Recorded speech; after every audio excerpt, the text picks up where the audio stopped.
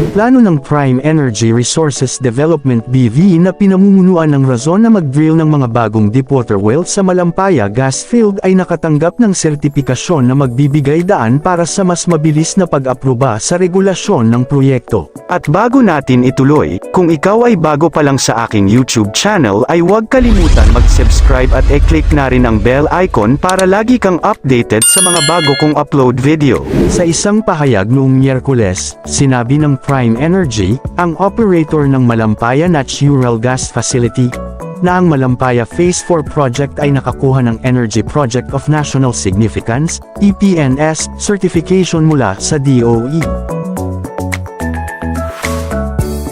Ang EPNS ay tumutukoy sa mga pangunahing proyekto ng energy na naaayon sa policy thrust at pagpapatupad ng Philippine Energy Plan, PEP. Ang sertipikasyon ay nagbibigay daan para sa mas mabilis na pag-aproba sa regulasyon ng mga proyekto ng energy sa bansa, na kinakailangan sa pagsusulong ng seguridad sa energy at pangkalahatang pagsisikap sa pagbuo ng bansa.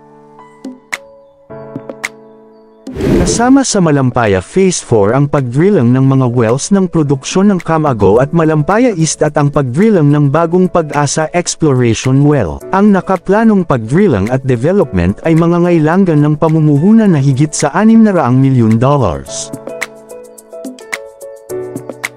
Para sa 2024 lamang, ang paggasta ay tinatansya sa $187 milyon, nagagastusin sa pagkuha ng mga kagamitan sa pagdrilling kagamitan sa ilalim ng dagat at pusod, at mga pipeline, at pag-secure ng drilling rig.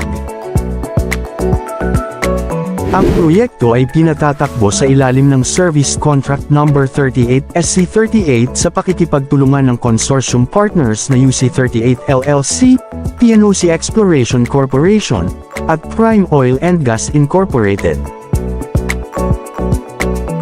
Ang Deepwater Gas to Power Project ay ang una at tanging indigenous gas resource of the province of Palawan. Samantala, tagumpay na natapos ng Israeli firm na Ratio Petroleum at state-owned PNOC Exploration Corporation ang 3D seismic survey sa East at Northwest Palawan Basin. Iniulat ng DOE na ang Ratio at PNOCEC ay nakipag-ugnayan sa Shearwater Geoservices para i-deploy ang seismic survey vessel na SW Theodore, na matagumpay na nakakuha ng 3D seismic data para sa parehong SC blocks. Tinampok ni Energy Secretary Rafael Lotilla ang mga survey bilang isang mahalagang milestone sa petroleum exploration ng bansa, na nagpapatibay sa pangako ng DOE sa pagsusulong ng paglago ng ekonomiya at seguridad sa energy. Aniya, ang mga aktibidad na ito ay sumasalamin sa determinasyon ng gobyerno na pahusayin ang mga patakarang sumusuporta sa pagpapaunlad ng mga indigenous resources, na inaprubahan ng DOE bilang bahagi ng kanilang mga obligasyon sa kontrata ng serbisyo. Ang nakolektang data ng seismic ay magpapahusay sa pag-unawa sa mga katangiang geological ng mga basin ng East Palawan at Northwest Palawan, na tumutulong sa pagsusuri ng kanilang potensyal sa langis at gas. Ang mga survey, na isinagawa mula March hanggang June 2024, ay gumamit ng advanced na teknolohiya para kumuha ng mga high-resolution na larawan ng subsurface geology. Ang gawain ay sumasaklaw sa 1,619 square kilometers sa SC76 at 1,519 square kilometers sa SC57. Sinabi ng DOE na ang mga pagsisikap ng Ratio at PNOCEC ay naaayon sa layunin ng administrasyon na pahusayin ang petroleum exploration, palakasin ang seguridad ng energy, at pag-unlock ng mga bagong mapagkukunan sa bansa. Matatandaan, inihayag ng Department of Energy, DOE, na ang Israeli firm na Ratio Petroleum, ang operator ng Service Contract 76, ay nakahanap ng mga inaasahang deposito ng langis at gas sa hilagang bahagi ng East Palawan Basin bilang resulta ng exploration nito sa loob ng block.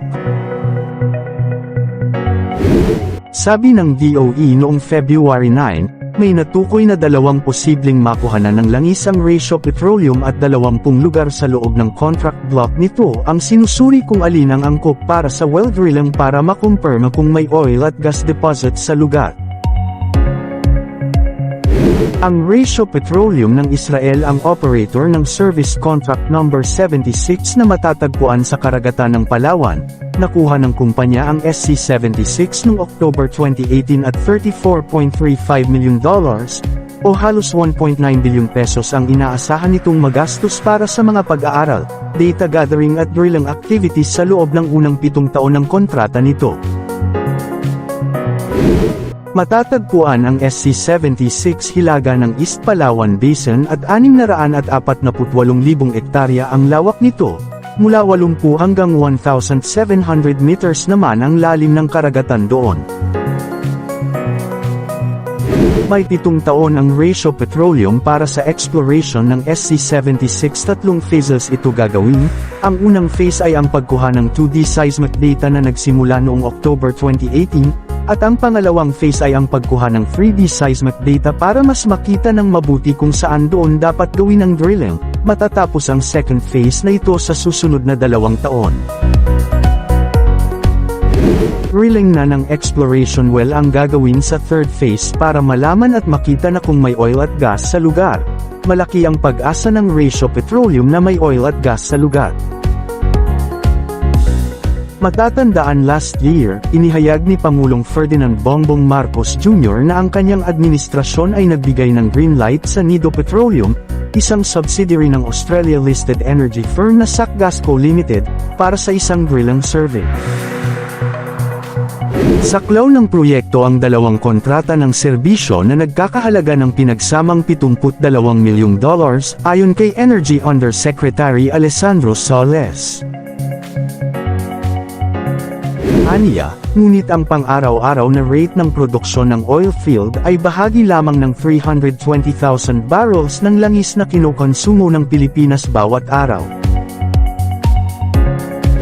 Ang liit talaga ng volume sa Kadlaw, ito ay humigit kumulang 5 hanggang 6 na milyong bariles na tina-target na muling mabuo. Paliwanag ni Soles na tumutukoy sa inaasahang paghahanap ng langis sa muling pagbuhay sa lumang larangan ng langis, bagamat ang mga mapagkukunan ng langis ay may hangganan. Sa isang pahayag, sinabi ni Pangulong Ferdinand Marcos Jr. na ang planong magsagawa ng survey sa Kadlaw oil field ay maghihikayat sa mga investor na pumasok sa oil and gas sector ng bansa. Aniya, ang go signal sa Nido Petroleum, ang operator ng SC-6B, ay nagbibigay daan para sa pagbabarena ng 2 balon, isang eksplorasyon at isang pagtatasa. Sa unang quarter noong nakaraang taon, ang balon ng pagtatasa ay maaaring humantong sa maagang produksyon ng langis sa second half. Ang Kadlaw ay isang lumang oil field na huling ginawa noong unang bahagi ng 1990s, na may mahigit 11 milyong bariles. Ang operatorship ng oil field na ito ay kinuha ng Nido Petroleum mula sa Forum Energy Philippines Corporation, FEPC, noong February 2022, para pondohan ng 100% development cost, na kinabibilangan ng drilling, extended well tests, at kasunod na development ng nasabing oil field. Sa ekonomiya ngayon, ang langis at gas ay mahahalagang mapagkukunan. Gumagawa sila ng enerhiya upang bigyang kapangyarihan ang mga kritikal na aspeto ng ekonomiya, tulad ng transportasyon at kuryente. Ang langis ay isa ring mahalagang material upang lumikha ng mga produkto tulad ng mga plastik at kemikal. Kaya, ang katatagan ng supply ng langis, gaya ng sinabi ng Department of Energy, ay pinakamahalaga sa anumang ekonomiya. Mula 2000 hanggang 2019, ang kontribusyon ng langis at natural gas, kasama ng coal at condensate, sa pangkalahatang aktibidad ng ekonomiya ng bansa ay lumago mula 0.04% hanggang 0.46%, ayon sa Philippine Statistics Authority. Ngunit ang langis at gas ay itinuturing na hindi napapanatiling mga mapagkukunan, halimbawa, ang Malampaya Gas Field, ang pangunahing pinagmumulan ng natural gas ng bansa, ay inaasahang mauubos sa 2027, habang ang kontrata ng serbisyo nito ay nakatakdang mag-expire sa 2024, gayunpaman, ang DOE ay naghahangad na maabot ang independence sa energy sa 2040. Ayon sa DOE, ang Malampaya gas field ay may proven reserves na humigit kumulang 2.7 trillion cubic feet ng natural gas at 885 million barrels of condensate. Ang lokasyon nito ay nasa mas malalim na bahagi ng Camagao-Malampaya Trench, 820 metro ang lalim at 80 kilometro sa baybayin ng isla ng Palawan.